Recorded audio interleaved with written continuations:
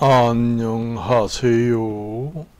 금강당 한자 김기동입니다. 오늘은 2023년 5월 21일 휴일입니다. 날씨는 생활하기가 좋고 기온도 적당하고 좋습니다. 요즘에 물가도 오르고 좀 살기가 팍팍합니다. 그래서 여러모로 전 세계적으로 지금의 살아가는데 상당히 그 힘이 많이 든다, 그런 얘기입니다.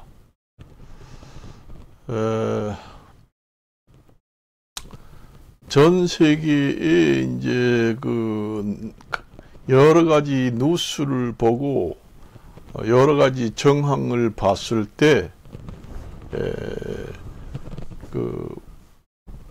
패권 국가 전 세계의 질서를 다시 재편을 해야 된다, 이런 이야기 같은 걸 하고 있습니다. 그러니까 패권 국가가 새로 바뀌어야 한다, 그런 얘기입니다. 제가 여기서 얘기하는 것은 제 근거가 있는 얘기가 아니고, 제가 이제 그냥 가상으로 이제 설정을 해가지고 그냥 한번 가짜로 한번 이야기를 해 보는 겁니다. 그래서 그냥 재미로 듣기만 해요. 그래서 이제 전 세계가 이제 패권 전쟁이나 다름없다, 그렇게 봅니다. 전 세계를 이제 패권국이 될 수 있는 나라는 몇 개 안 되잖아요. 러시아, 중국, 미국, 그 밖에 이제 몇 개 나라가 있잖아요. 그런데 이제 패권국이 새로운 국제를 주도할 수 있는 패권 국가가 새로 대변혁을 해서 바뀌어야 한다, 이런 이제 뉘앙스 같은 뉴스가 가끔 나옵니다. 그러니까 이제 예를 들어서 이제 그 전에 이제 최근에 예를 들면은 달러가 전 세계의 이제 기축통화로 거의 100% 가까이 사용했잖아요. 그런데 요즘에는 그 기축통화도 흔들려서 기축통화를 사용하지 않는 나라가 점점 많아진다는 얘기예요. 예를 들면은 중국이라든가 러시아 같은 경우에는 달러를 이제 기축통화로 하지 않고 무역거래를 할 때는 자기 나라 돈으로 결제를 하자 해서 하는 나라가 점점 많이 생기고 그렇습니다. 그게 이제 말하자면은 전 세계를 주도할 수 있는 패권 국가가 다시 재편성되고 바뀌어야 한다, 그런 얘기입니다.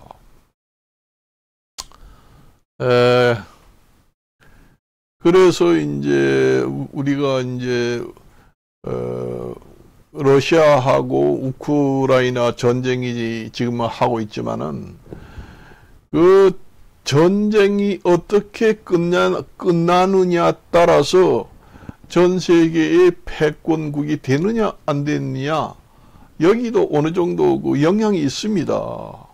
만일에 예를 들어서 이제 근거 없는 얘기지만 가상으로 얘기해서 러시아가 만일에 그 돈바스를 비롯한 그 전보다 더 우크라이나 땅을 많이 차지하고 전쟁이 끝났다, 그러면은 이제 러시아가 전 세계를 주도하는 새로운 그 패권 1등 국가가 될 수가 있습니다. 중국도 될 수 있고. 그 많은 유럽 국가라든가 그 우크라이나를 지원하는 나라들이 자기 나라가 그 부도 지경에 빠지면서도 그 무기 지원을 그렇게 열렬히 했는데도 불구하고 옛날에 그 돈바스 지역까지 그 땅을 찾지도 못하고 더 땅을 잃어버려 가지고 전쟁이 끝났다. 그것은 러시아하고 우크라이나 두 나라의 그 전쟁 문제만 그게 아닙니다. 전 세계에 이제 패권 국가가 되느냐 안 되느냐에 그게 이제 명분이 그 달려 있다. 그렇게 보시면 됩니다. 그래서 이제 제가 얘기를 하지만은 그 원래 그 만일에 그 우크라이나가 애국의 그 막대한 지원을 받아서 옛날에 그 러시아가 처음에 전쟁을 일으켜서 돈바스를 차지한 그 지역까지 완전히 수복을 하고 전쟁이 끝난다. 그러면은 뭐 참 사실상 본전치기 전쟁이 됐다. 그러면은 결국은 러시아가 좀 굴욕을 당하는 꼴이 됩니다. 그렇게 되면은 이제 그 우크라이나를 지원하던 나라들이 사기가 진작되고 그 나라들 중에서 전 세계를 주도할 수 있는 패권 1등 국가가 생겨날 수 있다는 얘기입니다. 그 반대로 러시아가 대승을 해가지고 우크라이나 땅을 더 많이 차지하고 전쟁이 끝났다. 그렇게 되면은 또 그 러시아 쪽에 이제 사기가 진작되고 국제사회에 전 세계를 주도할 수 있는 1등 패권 국가가 될 수도 있습니다. 그래서 이제 1등 패권 국가가 되면은 그 기축통화도 그 나라의 돈으로 바뀝니다. 뭐 러시아나 중국이 된다면은 뭐 중국, 러시아 돈이 이제 전 세계 기축통화로 완전히 바뀌게 됩니다. 그 사람이라는 게 그 전 세계를 그 1등 국가로 이제 패권 국가로 세계를 주도하고 그 나라의 기축통화를 사용하던 것이 그 전 세계를 주도하는 1등 패권 국가가 다른 나라로 바뀌고 기축통화도 다른 나라로 바뀌고 하면은 그 기존의 패권 국가를 하던 나라는 엄청난 그 굴욕과 자존심이 상하게 됩니다. 그리고 이제 새로 이제 전 세계를 주도할 수 있는 1등 국가가 새로 생기게 되면은 그 나라 돈이 이제 기축통화가 될 수 있고 그렇게 될 수도 있습니다. 그렇게 되면은 또 세계 분쟁 지역에 전쟁을 일으킬 수도 있어요. 그 사람이라는 게 승리를 한번 하게 되면은 그 야망이 점점 살아납니다. 그래서 또 뭐 예를 들어서 우리나라 같은데 한반도에 말 전쟁이 일어나서 예를 들어서 그렇게 되면 안 되겠지만은 한반도 같은데 전쟁이 일어나 가지고 이번에는 우리가 절대로 그 러시아의 우크라이나처럼 영토를 뺏겨서 전쟁을 끝낼 수는 없다.